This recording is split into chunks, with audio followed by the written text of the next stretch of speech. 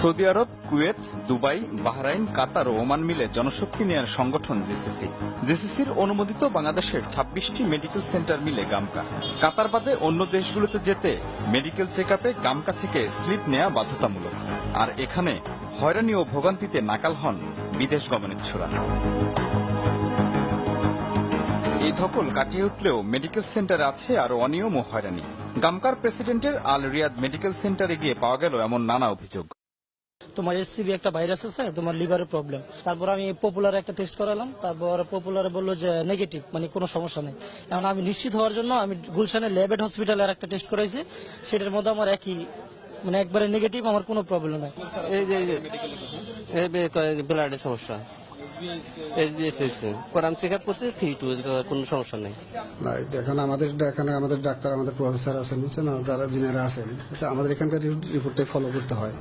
এখানে কথা হয় এক যুবকের সাথে, যিনি এমন সব সমস্যার সমাধান করে দেন টাকার বিনিময়ে।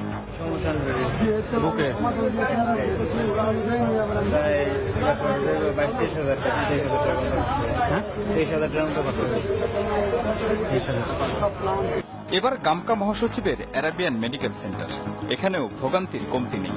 তারা বলছে ঠিক আছে, রিপোর্ট ব্যক্তি আছে, এটা সব ঠিক আছে, এটা সব ঠিক। এটা এখান থেকে বলে, এখান থেকে বলে ঠিক না। সমস্যা থাকলে সমাধান অবশ্যই আছে, সেই জিনিসটা কিন্তু সে বলতেছে না। যদিও বাড়তি টাকা খরচ করলেই মিলবে সমাধান খুব সহজেই। আমার কিন্তু সমস্যা ছিল না, 500 আর 1000, 1000। বাইরের ওই টেস্টটা আপনি কতটুকু শিওর যে সে তার নিজের রক্তটাই দিয়ে টেস্ট করেছে কিনা? এই অনিয়মে বেশি প্রভাব খাটায় আল গোফলি মেডিকেল সেন্টার। বলছে যে এক্সরে সমস্যা, এক্সরে ব্লাড দেওয়ার পরে 300-600 টাকা নিয়ে এরপরে ফিট, 600 টাকা নেওয়ার পরে ফিট হয়ে গেছে। হ্যাঁ, ফিট হয়ে গেছে। সেন্টারটির সামনেই থাকেন মুশকিল আসান। পরীক্ষায় যাদের সমস্যা দেখানো হয় তাদের খুঁজে বের করে সমাধানই যার কাজ। 5000 টাকা লাগবে যদি সাক্ষাতে থাকে, যদি ব্লাড নেয় 5000 টাকা হবে না। তবে বনানীর এই সেন্টারে গিয়ে এ বিষয়ে জানতে চাইলে চটে ওঠেন মালিকের ভাগ্নে পরিচয় দেয়া একজন।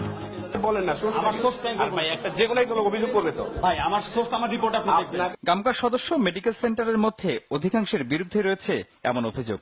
ওখানে হয়রানি হয়, ওখানে দালাল আছে, কিন্তু প্রতারণা হয়, অনেক কিছু ঘটনা ঘটে। স্ট্যান্ডিং কমিটির একটা মিটিং ছিল, সেখানে গামকা নিয়ে অনেক কথা হয়েছে। হয়তো গামকার সাথে আমাদের প্রবাসী কল্যাণ মন্ত্রণালয় স্ট্যান্ডিং কমিটি বসবে। গামকার এমন হয়রানি বন্ধে সরকারের উচ্চ পর্যায়ের হস্তক্ষেপ চেয়েছেন ভুক্তভোগীরা। মিরাজ হোসেন গাজী, বাংলা ভিশন, ঢাকা।